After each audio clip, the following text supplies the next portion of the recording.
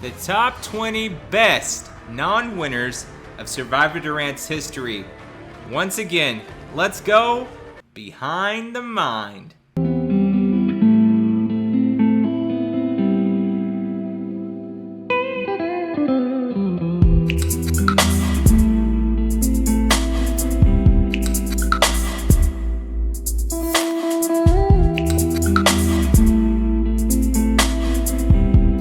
In order to get a better idea of the returning players we could see in Battle of the Best, we're going to go over 20 of the best non-winners in all of Survivor Durant's history, how they claimed their spot in the top 20, and what they could do differently in order to secure a win in this all-star game. Number 20, Jimmy.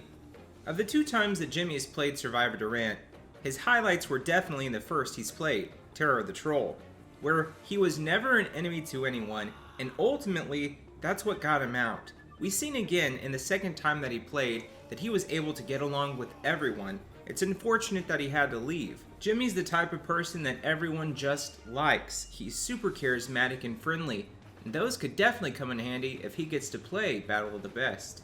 Number 19, Mike. In Rising Sun and Shadows, we've seen Mike go all the way to the end, getting to pitch his case as to why he should win the whole game, and unfortunately, we've seen just how green under the collar he is when it comes to Survivor. However, everyone's worst game is usually the first time, and I'm sure Mike has picked up a few tricks of how he could play differently if he gets invited to Battle of the Best. Number 18, Sam. In the 2 times that we've seen Sam play Survivor Durant, we've seen just how capable he is when it comes to learning from your mistakes. Sam has adapted quickly in the second time he got to play, and there's no doubt that if given a third chance, he would show even more skill. Number 17, Abby. The 5 Feet of Fury strikes again. She's played 3 times, having made Final 4 twice. And now, having been involved on production with Rising Sun and Shadows, I have the utmost confidence that she understands Survivor in a whole new outlook. There's a lot of things that I'm sure Abby would like redemption for, but will she get the chance to claim it? Number 16, Clinton.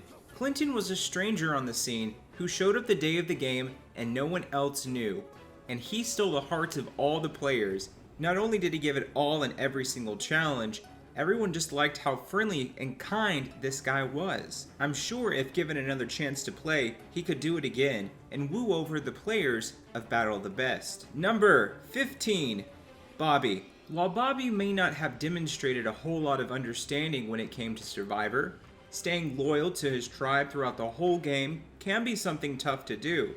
But at the same time, Bobby was just a coin flip away from winning Season 2. Could the ultimate wild card show up for Battle of the Best? Number 14, Ethan McCoon. And here we have another man that almost won it all. And I'm sure that he's learned from his mistakes of what to say and what not to say when sitting in the final 2. But we've seen how Ethan can show up, meet a group of strangers, and dominate the game.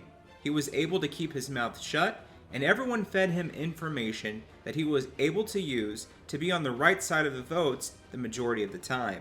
After Ethan McCoon showed up again in Rising Sun and Shadows, we've seen just how hungry and how much he wants to be in Battle of the Best. Number 13, Mahali. Playing your first Survivor game is always difficult, but imagine playing your first Survivor game with a role, a specified role, of being a saboteur. Mahali was a saboteur to perfection, and she was able to use the twist to her advantage, taking out one of the top dogs of the season, and skating all the way to the final 4. If Mahali didn't have these restrictions or boundaries to play with, if she could be her own agent, there's no telling what she could do. Number 12, Allie. If this were a countdown for pure entertainment, Allie would be number 1. But unfortunately, sometimes the entertainment comes at the cost of making a few enemies along the way. Allie, however, has demonstrated a great understanding of the game of Survivor. She knows how to navigate the game, has a great strategic prowess, and calls her own shots.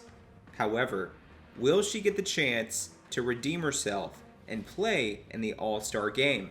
Number 11, Meilisa. One of Meilisa's greatest strengths is she's able to identify who the biggest threats are in the game, and she'll take a stab at him. Maybe sometimes if she doesn't even have the numbers, she'll take a stab at him. She's able to read a room and isn't afraid to take a stand. This woman has turned into a comp beast and has proven that her Survivor understanding is only getting better with time. Number 10, Cameron. Though we haven't got to see Cameron play very much in Survivor Durant, it's left us with a lot of questions and only wanting to see him play more. Does he really have an understanding of how Survivor works? Some of the shots that he's called have been questionable, but they've ultimately worked out into his benefactor until a crazy twist gets him out of the game. If given another chance, what would Cameron do? That is what's on everyone's mind. Number 9, Autumn. You gotta be Stingray level stealth to get through the game and be the most likable. And that's exactly what Autumn did when she played in Season 4. Because Autumn is so straightforward, people feel comfortable around her, wanting to keep her around. And now, after being blindsided by her closest ally in Season 5, there's no doubt that she'll play a much more careful game. Number 8, Briar. Everyone knows that Briar's the kindest guy around and has the funniest thing to say at the best opportunities, but everyone also knows that Briar will take a stab at anyone at any time. Briar's Survivor knowledge has amplified over the years, and if given a chance to play again, there's no telling how far he could go. Number 7, Dylan. Survivor Durant's own Mafia boss has a join me or die approach to the game. However, we've seen in Season 5, the most recent game that he's played, that he can back off. Well, for half the game he did. If he's able to do this for the whole game, there's no telling how far he could go. If given the opportunity, this would be Dylan's 5th time to play, the most experienced of any Survivor Durant player. Will he make it count if given the chance? Number 6, Linna. I'm sure it's going to kill Dylan to hear that Linna outranked him. But hear me out. Though Linna is a very emotional player, she's made some of the best moves in the game. Linna has dominated Season 3, joining forces with Jacobs to rule the game. And if Ryan didn't win out, there's an argument to be said that Linna could have won it all. Linna is one of the most observant people in all of Survivor Durant's history, finding multiple idols and multiple advantages in the city. Now that the evolution of Survivor Durant sees tokens hidden throughout the game, I'm sure Linna would be able to pick up on this with no problem, if given the chance. Number 5, Dustin. No one can deny just how dominant Dustin is when it comes to a game of Survivor. He is one of the most winningest players of all time, having found multiple idols and solidified multiple dominant alliances in his Survivor career. We see the first time that he played in Season 5 that he and his alliance had a dominant grip on the game, while in Season 6 Part 2, he and Peyton had a fight from the bottom, and both times Dustin prevailed. No matter what, whether the odds are stacked against him or the chips are in his favor, Dustin just makes it happen. Number 4, Ryan Schuessler. Ryan is the most winningest person in all of Survivor Durant's history. Of course, she won out in Season 3. She's found multiple advantages, and Ryan has demonstrated a fantastic, top-tier strategic prowess and understanding of how social games like Survivor or Big Brother work. And for a lot of other people, I know that Ryan is number 1 on their list, rightfully so. Ryan is too hard on herself and is at times self-deprecating. I and so many other people know just how wonderful she is at this game. And if she gets another chance, I'm sure she could go very far into the game. Number 3, Shelby.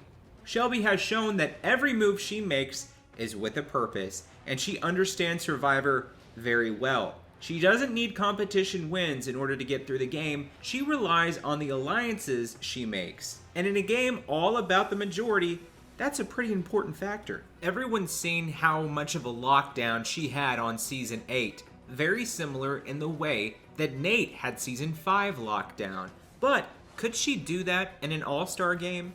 If given an invite to Battle of the Best, she would be playing against a bunch of strangers. But it's a good thing that Shelby has never met a stranger a day in her life. Number 2. Gabe. Survivor Durant's very own JT from Survivor Tocantins, Gabe makes everyone feel comfortable with his good old boy persona. But Gabe does not lack when it comes to strategic prowess. He understands the game very well and knows how to navigate. And when everyone's comfortable with you, giving you all the intel, he gets to make the decision that is best for him. Gabe also has seen just how quickly a reputation can precede you, when he got voted out very quickly in Season 6 Part 2. Does this mean that Gabe gets an invite for All-Stars? Number 1. Ronnie. I know that I'm not the only one that has always viewed Ronnie as a future Survivor winner. He just has everything that it takes to win. There are a few people that understand the game as well as he does. He's able to make his own plays, call shots, make alliances, but ultimately it is himself that is his biggest enemy. He holds himself back by usually only working with his close friends outside of Survivor. If he were to do away with this mindset, and I have reason to believe that he has, there's no telling what Ronnie could do if he makes it to Battle of the Best. Well, that's my top 20 of the best non-winners in Survivor Durant's history. Leave your comments below as to who should have made the list or who your number 1 was. I'll see you shortly when we reveal the cast for Battle of the Best, so thank you for going Behind the Mind.